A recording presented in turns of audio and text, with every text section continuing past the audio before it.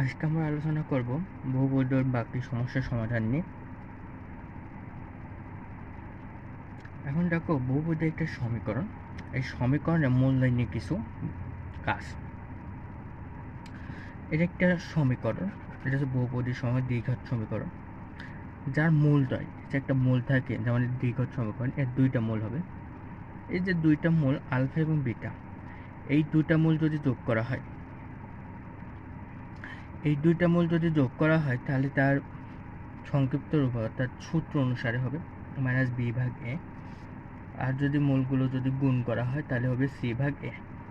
এই যে বলেছিলাম যে প্রথমটা, অর্থাৎ এই প্রথমটা হলে পারে অর্থাৎ এক্স স্কোয়ারের শখ নিলে পরে সেখন হবে প্লাস বি এক্সের শখ নিলে হবে অর্থাৎ মাইনাস সির শখ নিলে হবে হচ্ছে প্লাস। অর্থাৎ প্রথমে প্লাস মাইনাস এমন করে এক ঘাত বলো, দুই ঘাত বলো, তিন ঘাত বলো, চতুর্থ ঘাত বলো, যে ঘাতেই সমীকরণ দিক না কেন এভাবে আমরা বের করতে পারবো। অর্থাৎ মূলদের যোগফল হলে বি ভাগ এ আর মূলদের গুণফল হলে সি ভাগ এ। চলো আমরা একটা উদাহরণ দেখি। যদি এটা একটা সমীকরণ আর এটা একটা সমীকরণ, এই সমীকরণ দুটির মূলগুলোর মধ্যে কেবল একটি ধ্রুবক সংখ্যার পার্থক্য। কিসের পার্থক্য? অর্থাৎ প্রথম সমীকরণের যে মূলদ্বয় আর দ্বিতীয় সমীকরণের যে মূলদ্বয়, এই মূলদ্বয়ের ভিতরে একটি ধ্রুবক সংখ্যার পার্থক্য আছে। তাহলে দেখো যে B plus C plus four সমান শূন্য। তাহলে ধরো প্রথম মূলদ্বয় হবে হচ্ছে আলফা বিটা, অর্থাৎ এই সমীকরণের মূলদ্বয় হবে আলফা বিটা। তাহলে আলফা বিটা হলে পরে তাহলে এই সমীকরণের ক্ষেত্রে মূলদ্বয়ের যোগফল কী হবে? মূলদ্বয়ের যোগফল হচ্ছে যা বলেছিলাম যে মাইনাস বি ভাগ এ, অর্থাৎ বি মান তো বি রয়েছে কিন্তু যে মাইনাস রয়েছে, মাইনাস মাইনাসে প্লাস, খালি আর এর মান কত থেকে সবসময় ওয়ান রয়েছে। তাহলে বি ভাগে অর্থাৎ মূলদ্বয়ের যোগফল হবে বি আর মূলদ্বয়ের গুণফল হবে সি। এবার বলেছে যে দ্বিতীয় সমীকরণের মূল কী হবে। ওরা যেহেতু বলে দিয়েছে যে মূলদ্বয়ের পার্থক্য হবে খালি শুধুমাত্র, অর্থাৎ যে দুটো সমীকরণের মূলদ্বয় হবে সেই মূলদ্বয়ের একটি ধ্রুবক সংখ্যার পার্থক্য হবে। তাহলে প্রথম সমীকরণের মূলদ্বয় যেহেতু আলফা বিটা, আর তাহলে দ্বিতীয় সমীকরণের মূলদ্বয় হবে আলফা মাইনাস কে, অর্থাৎ কে হচ্ছে একটা ধ্রুবক সংখ্যা, আলফা মাইনাস কে বিটা মাইনাস কে। কারণ কি, এই যে আলফা এবং বিটা এইগুলো, অর্থাৎ আলফা যদি আমি এটা থেকে এটা যদি বিয়োগ করি তাহলে মাইনাস আলফা প্লাস কে, তাহলে দুইটা মূলদ্বয়ের পার্থক্য একটা ধ্রুব সংখ্যা হচ্ছে। এটা করলেও পারো এসে কেই পাবো না। তো দেখো এখানে যদি আমি হচ্ছে দুইটা মূল যদি যোগ করলে পারে কি, এই দ্বিতীয় সমীকরণের ক্ষেত্রে সি আসতেছে, তাহলে যোগ করলে পারে এখান থেকে আমি কে এর মানটা পাইছি। এবার এই সমীকরণ এই মূলদ্বয় আমি গুণ করবো, এটা হচ্ছে গুণফল, এটা গুণফল গুণ কোনটি নিচে প্রসেস অনুসারে গুণ করবো। আমরা যে আলফা বিটার মান পাইছি, আলফা বিটার মান সি, আলফা প্লাস বিটার মান পাইছি, আলফা প্লাস বিটার মান বি, তারপর কে এর মান পাইছি, কে এর মান এত, এবার কে এর মান তো পাইছি, কে এর মান এত দিয়ে আমরা হচ্ছে ক্যালকুলেশন করেছি। ক্যালকুলেশন করার পর আমরা হচ্ছে এই জিনিসটা পাইছি। এখন দেখো B square minus C square আসছে, B square minus C square, তাহলে হচ্ছে দুটি একটা সূত্র আছে A square minus B square সূত্র, তাহলে এটা কী হবে A plus B A minus B, তাহলে কী হবে B minus C, B minus অর্থাৎ B square minus C square, B square minus C square অর্থাৎ A minus B A square minus B square সূত্র, তাহলে কী হবে A plus B A minus B. এক্ষেত্রে দেখো এ প্লাস বি অর্থাৎ B plus C B minus C, আর এখান থেকে মাইনাস ফোর কমন নিলে বি মাইনাস সি, তাহলে বি মাইনাস সি কমন নিলেই পারে B plus C plus four সমান শূন্য। তাহলে দেখো বি মাইনাস সি সমান শূন্য, অর্থাৎ বি সমান সি, এটি হচ্ছে নট, অর্থাৎ বি আর সি কোনোভাবেই সমান হবে না। তাহলে দেখো B plus C plus four সমান শূন্য, এটা একটা প্রমাণিত। এটা কিন্তু রিটেনে আসছে, বুঝছো, অনেকে বোর্ডে এটা হচ্ছে রিটেনে আসছে, গ বা খতে আসে। চলো একটা সমস্যার সমাধান করি। বলা আছে যে যদি এটা একটা সমীকরণ, এই সমীকরণে কেবল হচ্ছে দুটি ক্রমিক পূর্ণ সংখ্যা হয়, মূল দুটি যে মূল দুটি হবে সেই দুটি হচ্ছে ক্রমিক সংখ্যা, অর্থাৎ একটা মূল যদি আলফা হয় আর একটা মূল হবে আলফা প্লাস ওয়ান। অর্থাৎ যদি আমি এখানে যদি ক্রমিক পূর্ণ সংখ্যা মানে কি এক এবং দুই এরকম করে বৃদ্ধি পাবে। যদি এদিকে এক ধরি তাহলে দ্বিতীয়টা হবে হচ্ছে দুই, তাহলে ক্রমিক পূর্ণ সংখ্যা আছে মানে ক্রমিক হারে। তাহলে কি, যদি যেহেতু বলা যাচ্ছে মূল দুটি ক্রমিক পূর্ণ সংখ্যা হবে, তাই মূল দুটি হবে হচ্ছে আলফা এবং আলফা প্লাস ওয়ান। দেখো মূলদ্বয়ের যোগফল যোগ করলে পরে আমরা পি পাইছি, এখান থেকে আমরা আলফার মান বের করেছি। এবার মূলদ্বয়ের গুণফল করে এখানে হচ্ছে আলফা, আলফা প্লাস 1 সমান কিউ। তাহলে কি alpha square alpha Q, Q আলফার মান বসাইছি, এই যে এখান থেকে যেটি পাইছি আলফার মান বসানোর পর আমরা ক্যালকুলেশন করে এটা পাইছি। বুঝতে ব্যাপারটা? তাহলে কি প্রশ্ন বলা আছে যে প্রশ্নটা ভালো করে বোঝো যে এই যে সমীকরণ, সেই সমীকরণের মূল দুটি একটি কৌমিক পূর্ণ সংখ্যা। কৌমিক পূর্ণ সংখ্যা, তাহলে কৌমিক যেহেতু পূর্ণ সংখ্যা বলতেছে, কৌমিক মানে কি ধারাবাহিকভাবে 1 2 3 4 5 6 এরকম করে বৃদ্ধি পাবে। তাহলে দেখো একটা মূল যদি 1 হয়, দ্বিতীয় মূলটা কী হবে, তার চেয়ে একটু বেশি হবে, অর্থাৎ 2 হবে। একটা মূল যদি 3 হয়, তাহলে কি কৌমিক অনুসারে একটা বৃদ্ধি পাচ্ছে। তুমি এখান থেকে আলফা মাইনাসের জায়গায় 2 দিতে পারো, আবার কেউ দিতে পারো, এটা সেটা সমস্যা। তাহলে কি আলফা প্লাস আলফা, অর্থাৎ এটি 1 বাই বেটার, এটা 2 দিলেও সমস্যা নেই, 2 দিতে হবে। 2 দিলেও তুমি অ্যান্সার মিলাতে পারবা। যদি আলফা, তাহলে কি বলছে আলফা আলফা একটা হবে, আর একটা হচ্ছে আলফা প্লাস 1, অর্থাৎ কৌমিক পূর্ণ সংখ্যা হবে। চলো একটা সমস্যার সমাধান করি, যেটা হচ্ছে এমসিকিউতে আসে বা রিটার্ন 2 ক্ষেত্রে আসে। এটা বলতেছে যে এটা একটা সমীকরণ, এই সমীকরণটি একটি মূল অপরটির বর্গ। তাহলে একটি মূল যদি আলফা হয়, অপর মূলটা কী হবে, তার বর্গ হবে, তাহলে আলফার বর্গ। দেখো দুইটা মূল পাইছি, দুটা মূল পেয়েছি। তাহলে দেখো আলফা, এখন দুইটা মূলের যোগফল বের করবো, আর দেখো দুইটা মূলের যোগফল, এখান থেকে কাটাকাটি করে -2 ভাগ 9, অর্থাৎ ওই যে প্রথম সিস্টেম মতো যদি দুটো মূলের যোগফলটা কী হয় -b ভাগে, এখানে বি ডাকি, বি হচ্ছে 6 আর এ ডাকি, এটা হচ্ছে 27, অর্থাৎ -b ভাগ এ হয়েছে। এবার এটা এসে এই পাশে 9 দিয়ে এসে গুণ করেছি, আর 2কে অর্থাৎ -2কে এই পাশে এসে এটি ভাঙেছে। তাহলে মিডল টার্ম করছি, মিডল টার্ম করে আলফার মান বের করছি, আলফার মান বের করছি।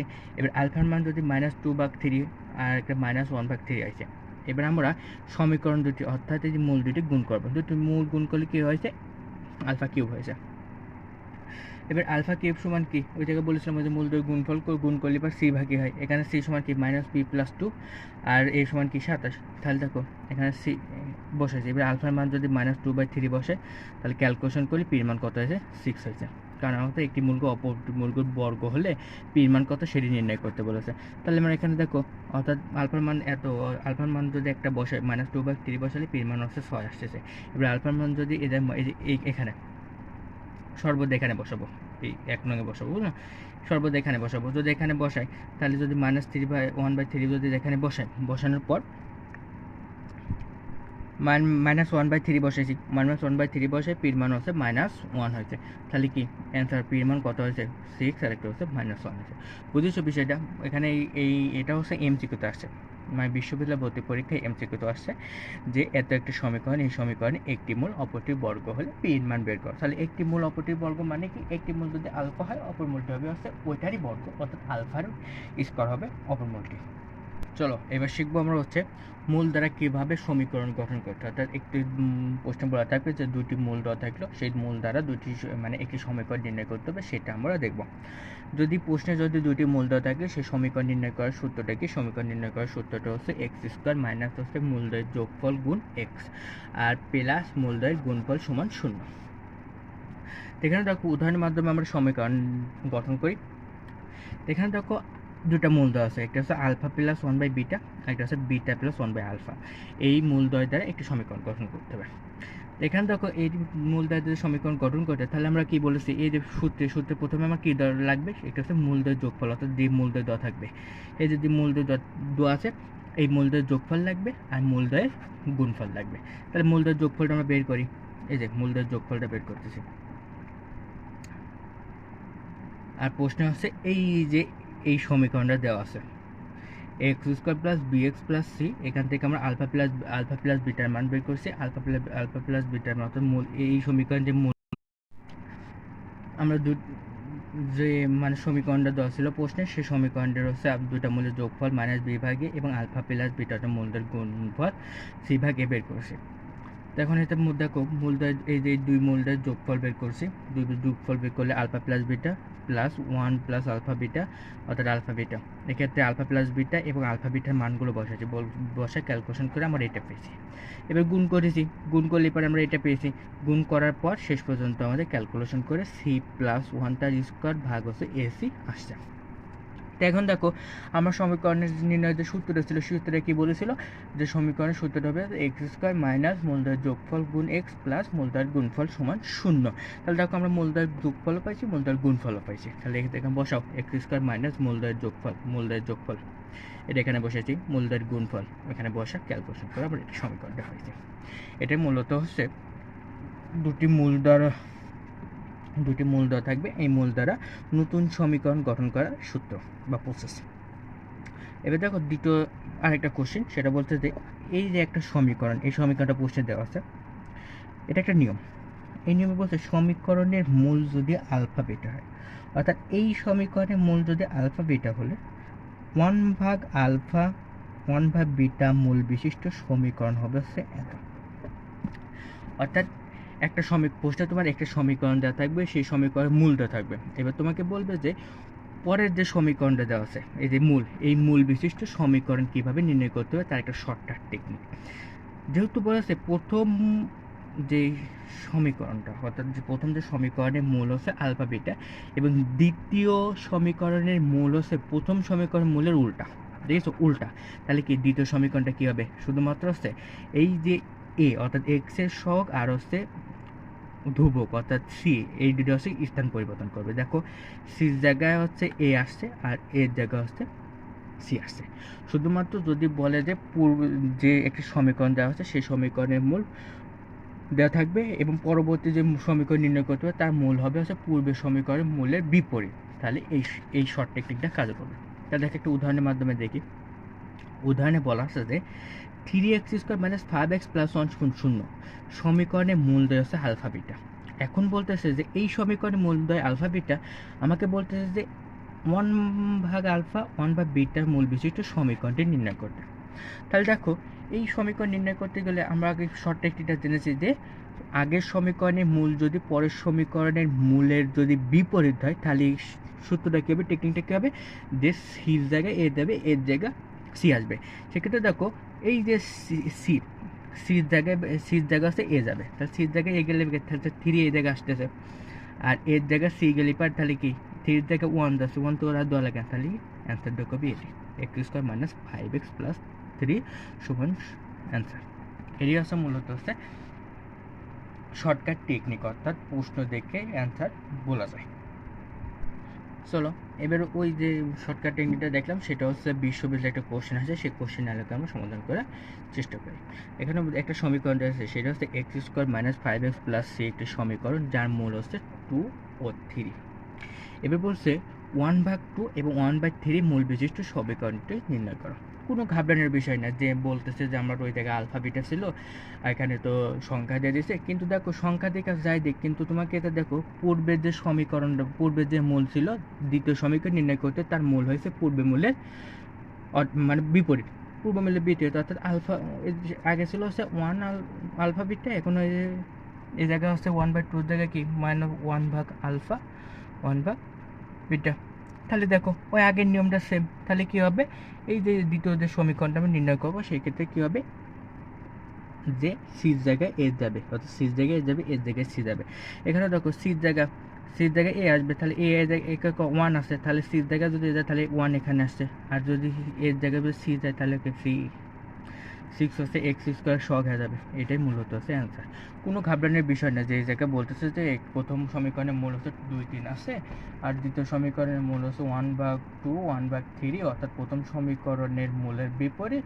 এ তো আমার অঙ্ক করে করতে হয়, কিন্তু না, প্রশ্ন দেখেই তোমার হঠাৎ করে মনে পড়ে যাবে যে এখানে ওই যে একটা শর্টকাট টেকনিক শিখছিলাম, যে হচ্ছে একটা যে প্রথম সমীকরণের মূল হচ্ছে আলফা বিটা, দ্বিতীয় সমীকরণ তার হচ্ছে সমীকরণ যে মূল হবে সেটা হচ্ছে প্রথম সমীকরণের উল্টা, সেই টেকনিকটা এখানে প্রয়োগ করা হয়েছে।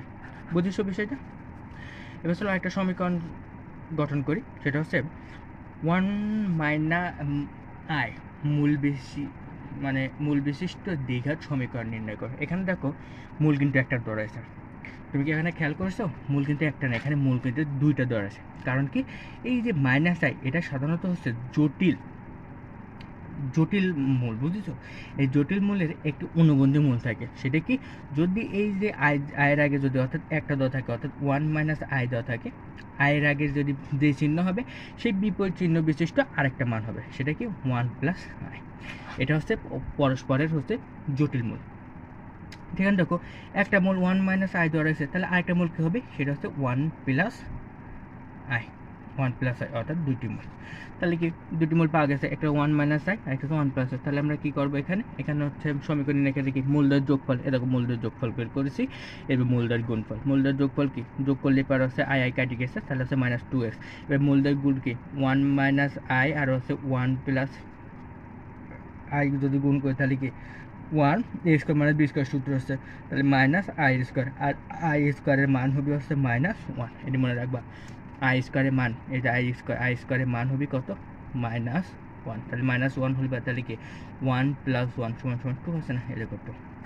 আচ্ছা, এটা কিন্তু রিটার্ন বা এমসিকিউ দুটোতে আসে। এটা সাধারণত হচ্ছে এমসিকিউতে আসছে যে একটি জটিল মূল দিয়ে দিচ্ছে, সেই মূল বিশিষ্ট সমীকরণ নির্ণয় করতে পারছে। ঘাবড়ানোর কোনো বিষয় নেই, কারণ যদি জটিল মূল দিয়ে দেয় তাহলে কি এর একটি মনে করবে যে এর একটা অনুবন্ধী মূল আছে। অনুবন্ধী মূলটা কি, সাধারণত হচ্ছে আয়ের সাথে যে শখটা থাকবে সেটার আগে যে চিহ্ন থাকবে সেটা সহ সেই চিহ্নটা পরিবর্তন হবে, যদি মাইনাস থাকে সেটা হচ্ছে প্লাস হয়ে যাবে। চলো একটি উদাহরণ দেখি।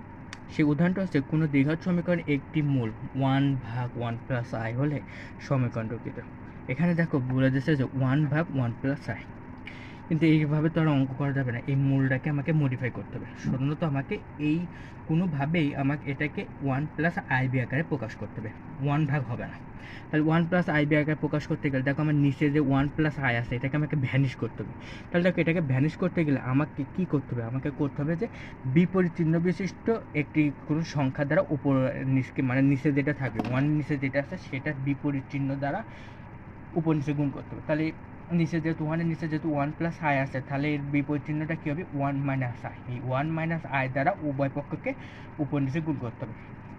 এটাকে গুণ করা হয়েছে, গুণ করা যেহেতু হয়েছে তাহলে 1 + আই এবং 1 + আই এবং 1 - আই দ্বারা যদি গুণ করে তাহলে ওই সেম পদ্ধতি, এই যে 1 - আই² হয়, তাহলে কি অ্যান্সার 2 হচ্ছে না, এরকম সে 2। তাহলে কি একটা মূল পাইছো, এই যে একটা মূল। আর অপর মূলটা কি বলছিলাম, অপর মূলটা কি, সাধারণত হচ্ছে অনুবন্ধী মূল। তাহলে অনুবন্ধী কি, যা যেহেতু মাইনাস আছে তাহলে এটা কি প্লাস হবে, তাহলে এইটা পরস্পরে কি অনুবন্ধী জটিল মূল। তাহলে একটি মূল পাইছি আরেকটি মূল পাইছি, এবারে সমীকরণ নির্ণয় করতে পারবা না। এই যে সমীকরণ, দুটি মৌলিক যোগফল এবং দুটি মৌলিক গুণফল, এটাই মূলত তার অ্যান্সার। এই দুটাই অনেকগুলোই আছে এরকম।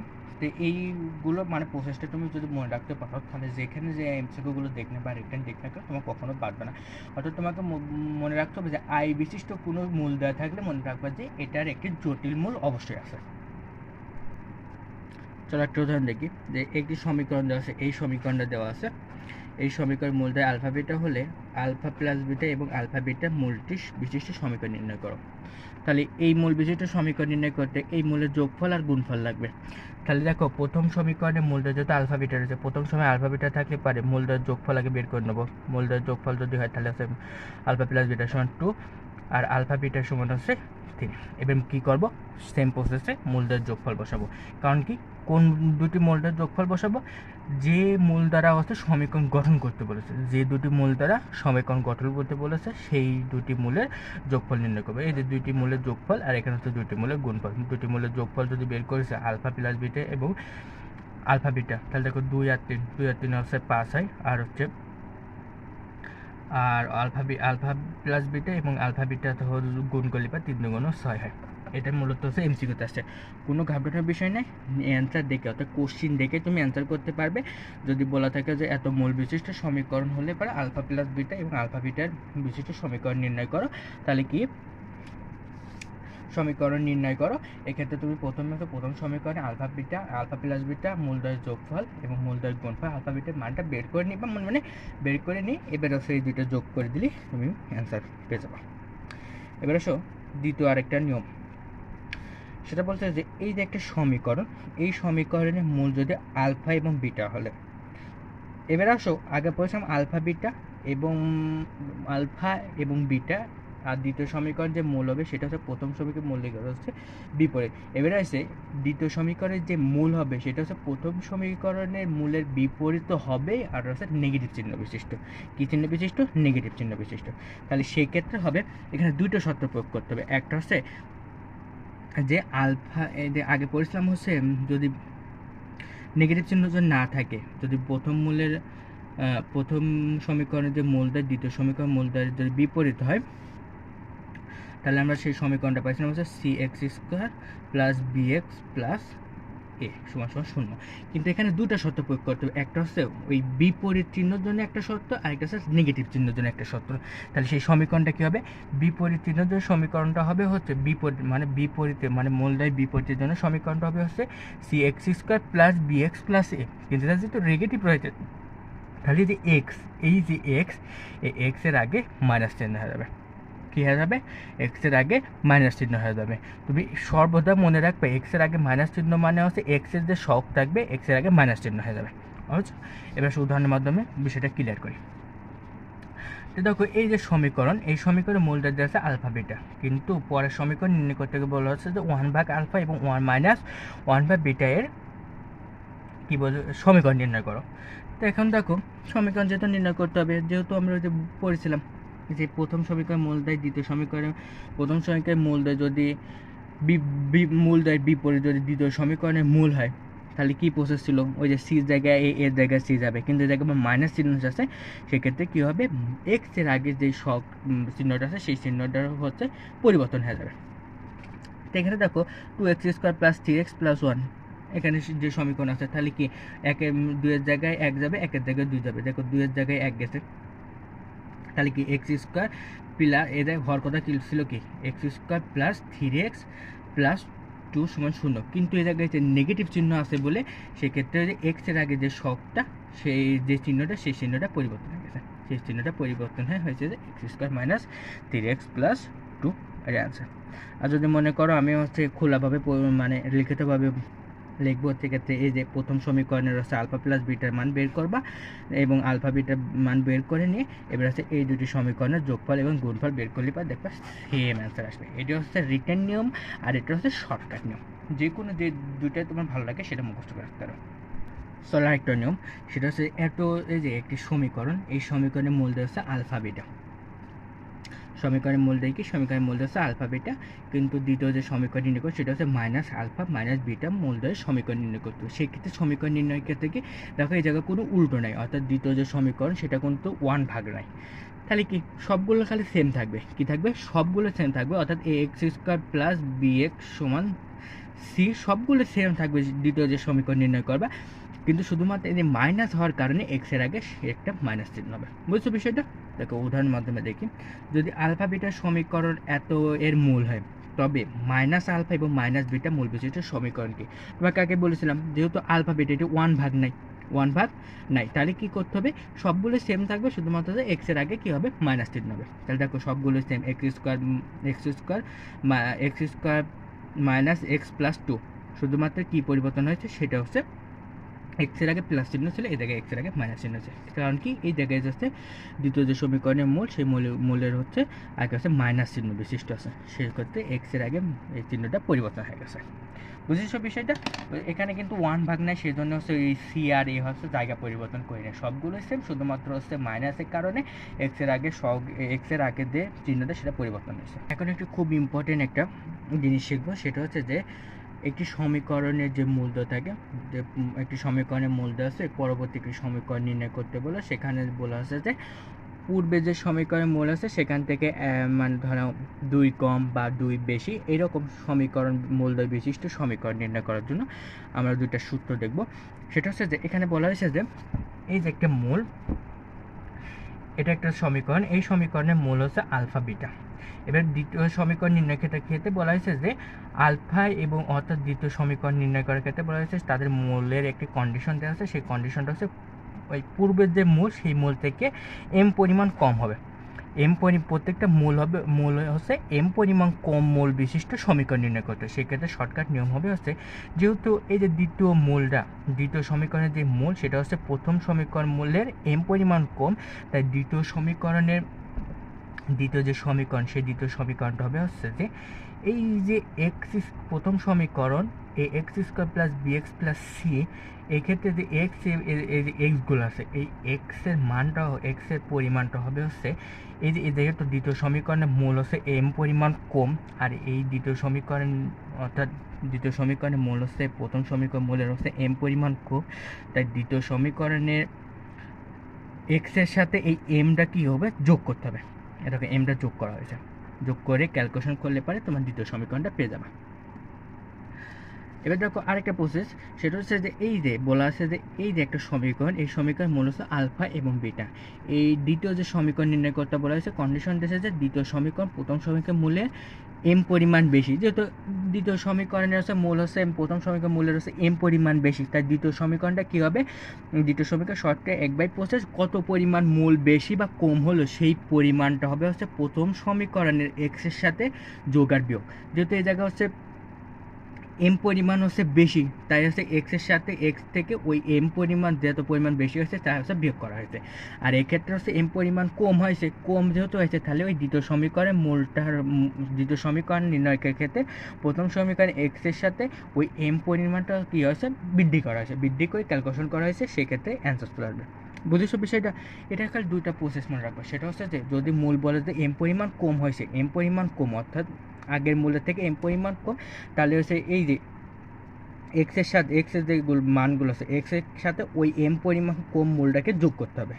আর যদি দ্বিতীয় বলা হয়েছে যে এম পরিমাণ অর্থাৎ মূলগুলো হচ্ছে এম পরিমাণ বেশি, এম পরিমাণ অর্থাৎ 2 বেশি বা 3 বেশি যদি হয় পূর্বে মূলের থেকে, তাহলে ওই যে এক্সের মানের সাথে ওইটা হচ্ছে বিয়োগ করতে হবে, বিয়োগ করে ক্যালকুলেশন করলে পর তুমি অ্যান্সার পেয়ে দেবা। তো দেখো একটা উদাহরণ দেখি, এখানে বলেছে এই যে একটা সমীকরণ, এই সমীকরণ মূলদ্বয় হতে, এই সমীকরণ যে একটা নির্দিষ্ট মূল আছে, কি বলছে এই যে নির্দিষ্ট মূল, সেই নির্দিষ্ট মূল হতে এম মানে 2 কম, দেখিছো 2 কম বিশিষ্ট মূল, কয় কম বিশিষ্ট মূল 2 কম বিশিষ্ট মূল সমীকরণ নির্ণয় কর। ওই যে শর্টকাট পদ্ধতি কি, এই যে এই পদ্ধতিটা এটা, অর্থাৎ এই সমীকরণে মূলদ্বয় তো আছে, সেখানে বলা হয়েছে যে মূলদ্বয় তো উল্লেখ করে দিনই, কিন্তু এখানে বলে দিয়েছে যে পূর্বের মূলের 2 কম বিশিষ্ট, এই যে আলফা মাইনাস এম, অর্থাৎ এখান থেকে যদি পূর্বের মূলের এত কম বিশিষ্ট, এই শর্টকাট টেকনিকটা এখানে প্রয়োগ করতে হবে। যেখানে প্রয়োগ করেছি সেখানে কি যেহেতু বলা হয়েছে যে হচ্ছে পূর্বের মূলের 2 কম বিশিষ্ট, তাহলে কি ওই এক্সের যে আমরা যে দ্বিতীয় সমীকরণ নির্ণয় করব, সেক্ষেত্রে হচ্ছে এক্সের সাথে কী হচ্ছে যে পরিমাণ কম হবে সেটা কী করব যোগ করবে, এই যে যোগ করেছে, যোগ করে ক্যালকুলেশন করে এই অ্যান্সারটা পাইছি। বুঝেছো বিষয়টা?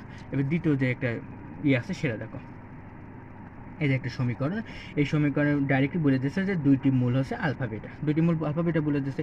এবার বলেছে যে দ্বিতীয় মূল বিশিষ্ট অর্থাৎ এত মূল বিশিষ্ট সমীকরণ নির্ণয় করবো। তাহলে দেখো পূর্বের মূলের কত পরিমাণ বৃদ্ধি পাইছে, পূর্বের মূলের এবার কী হয়েছে 1 পরিমাণ করে বৃদ্ধি পাইছে না, মূলগুলো হচ্ছে 1 পরিমাণ করে বৃদ্ধি পাইছে, যেহেতু বৃদ্ধি পাইছে তাহলে সূত্রটা কোনটা হবে, সেটা হবে এটা, এই দেখো বৃদ্ধি পাওয়ার সূত্রটা, এই যে বৃদ্ধি পাওয়ার সূত্রটা, তাহলে যেহেতু এই জায়গায় 1 করে বৃদ্ধি পাইছে, তাহলে আমার দ্বিতীয় সমীকরণ নির্ণয় করার ক্ষেত্রে এক্সের সাথে ওই একটা কী করতে হবে বাদ দিতে হবে, এই দেখো এক্সের সাথে সেটা বাদ দেওয়া হয়েছে, বুঝছো, এর সাথে বাদ দিয়ে ক্যালকুলেশন করে এই অ্যান্সারটা আছে।